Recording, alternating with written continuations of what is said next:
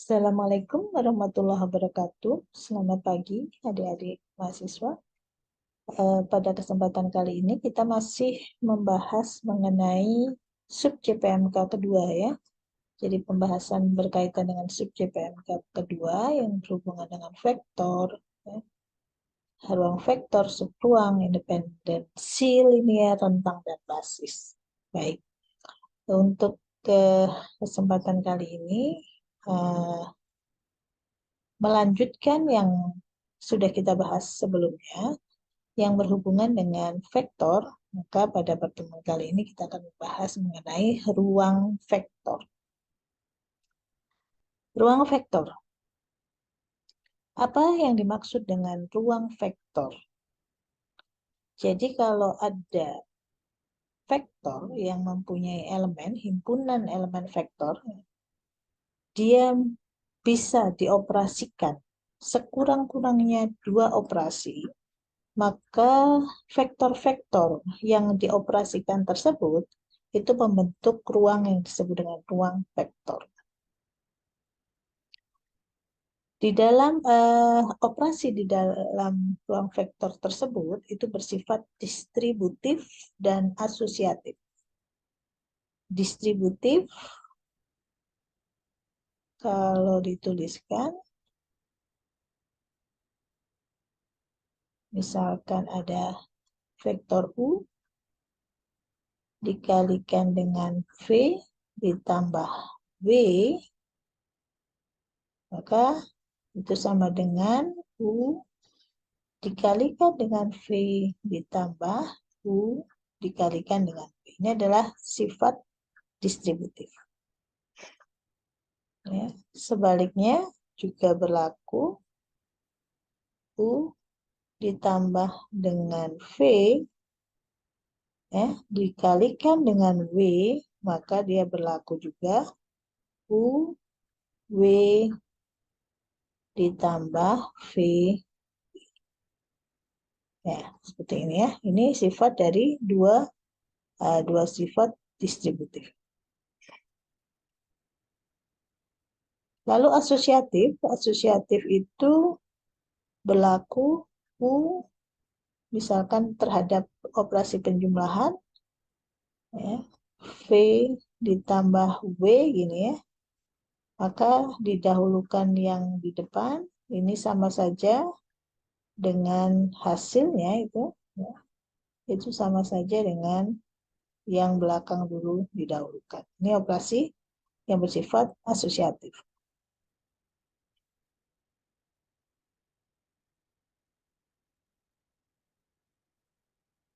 Baik, kita lihat sekarang berdasarkan notasi.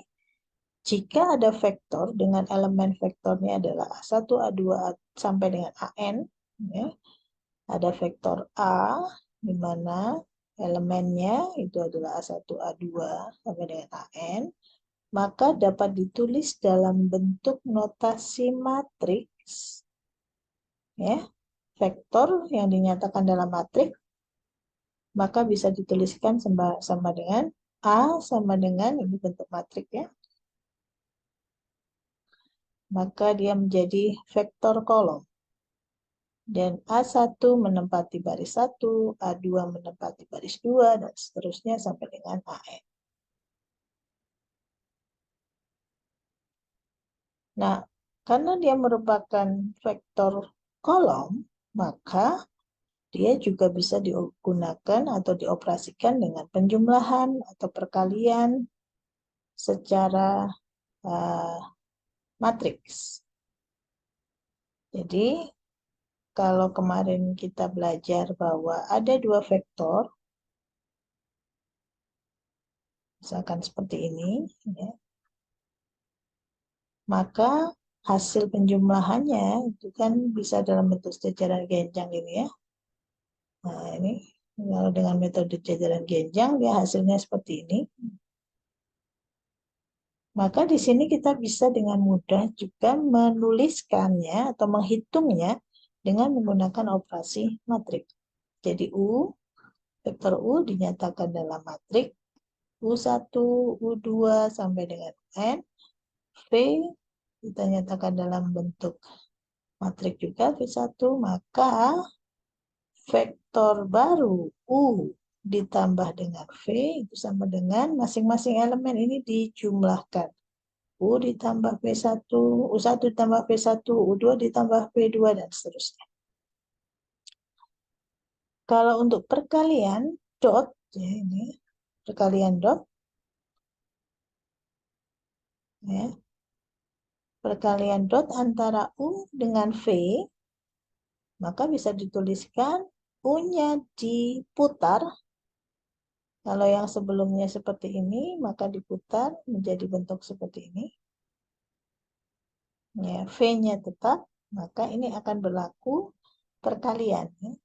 Dimana kalau perkalian, U1 kalikan V1, U2 kalikan V2, ditambah U3 kalikan V3, ditambah dengan U, dan seterusnya sampai UN dikalikan dengan VN. Ini perkalian ya. Hasilnya seperti ini.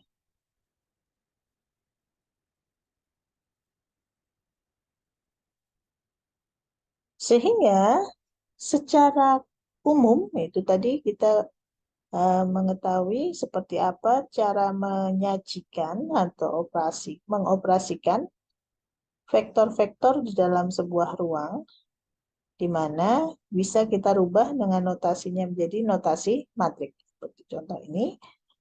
Sehingga kalau misalkan ada vektor U, ya, vektor U, vektor V, di mana elemennya semuanya sama panjangnya, yaitu N, adalah vektor-vektor di dalam ruang N. N itu menunjukkan banyaknya elemen dari setiap vektor ya. Ini sampai N. Kemudian K serta L adalah skalar, maka berlaku hukum-hukum atau teorema ini. Yang pertama, komutatif, bahwa vektor U kalau ditambahkan dengan vektor V, itu maka hasilnya akan sama dengan vektor V ditambah dengan vektor U. Kemudian bersifat asosiatif, U ditambah dengan V ditambah W, maka hasilnya sama saja dengan U ditambah V terlebih dahulu, baru ditambahkan dengan W. Kemudian sembarang vektor U kalau ditambah dengan 0, 0 ini artinya vektor yang komponennya atau elemennya semuanya adalah 0 ya. Jadi kalau dituliskan, dia nilainya 0 semua sebanyak N. Ya, semuanya 0. Ya. Maka dia berlaku sama dengan 0 ditambah dengan U sama dengan U sendiri. Identitas ya. Kemudian U ditambah dengan negatif U atau kebalikan dari U. Kalau kebalikan dari U bagaimana menuliskannya? Ya sama saja ya. Jadi kalau kita punya U sama dengan 1, 2 gitu ya. Matriks 1, 2 isinya. Maka negasi U itu sama dengan negatif 1 dikalikan dengan 1, 2. Maka hasilnya sama dengan min 1, min 2. Ya. Dimana kalau U ini kita tambahkan dengan ini, hasilnya juga sama dengan 0 ya. 1 ditambah min 1, hasilnya 0. 2 ditambah min 2, hasilnya juga 0. Ya. Jadi berlaku seperti itu bahwa sembarang vektor kalau ditambahkan dengan negasinya, negatifnya, maka dia sama dengan 0. Kemudian dia juga berlaku distributif terhadap skalar. Ini, K ini adalah skalar, L ini juga skalar. Jadi contohnya kalau K-nya 2, dikalikan dengan 3, dikalikan U, maka ini juga berlaku 2 kalikan 3 kalikan U. Sama saja artinya dengan 6 U. Dan dia berlaku distributif penjumlahan seperti di bawahnya ya.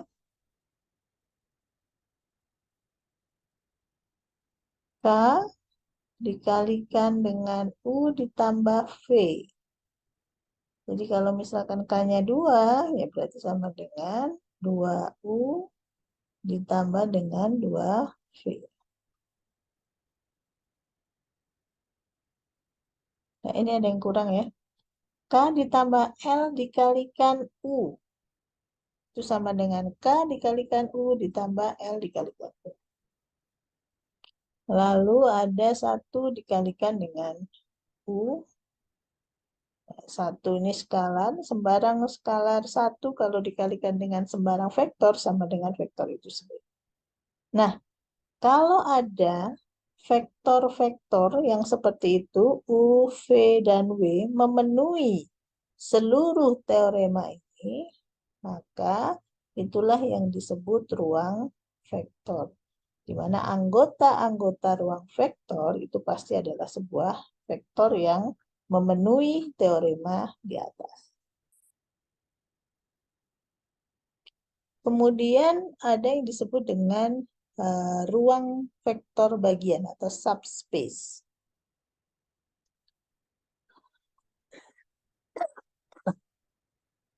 Jika V adalah ruang vektor, sedangkan W adalah bagian dari V, himpunan bagian ya,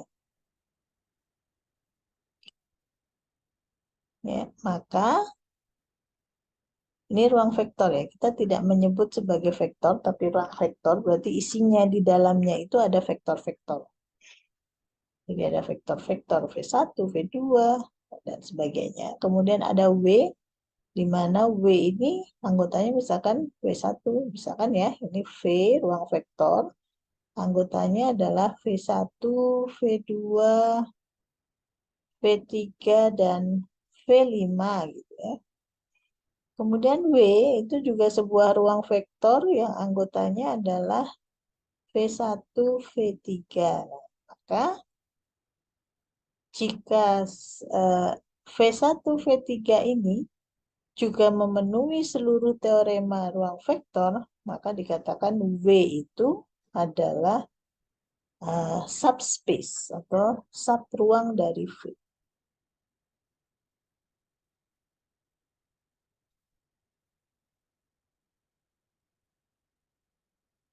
Oke.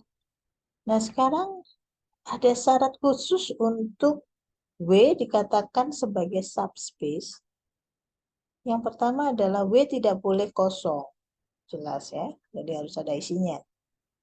Dan vektor 0 itu merupakan anggota dari W. Jika A dan B adalah elemen dari W, maka A ditambah B itu harus ada di W. Ya, ya. Kemudian A dan B ini vektor ya. Jadi ada kalau vektor A, vektor B elemen dari W, maka A ditambah B itu elemen dari W juga. Jika A adalah jika A adalah elemen dari W dan K adalah skalar, maka ya, K dikalikan dengan A itu adalah elemen dari W juga. Kita lihat contohnya, misalkan kita punya W1, W ya, subspace. Kemudian ada A,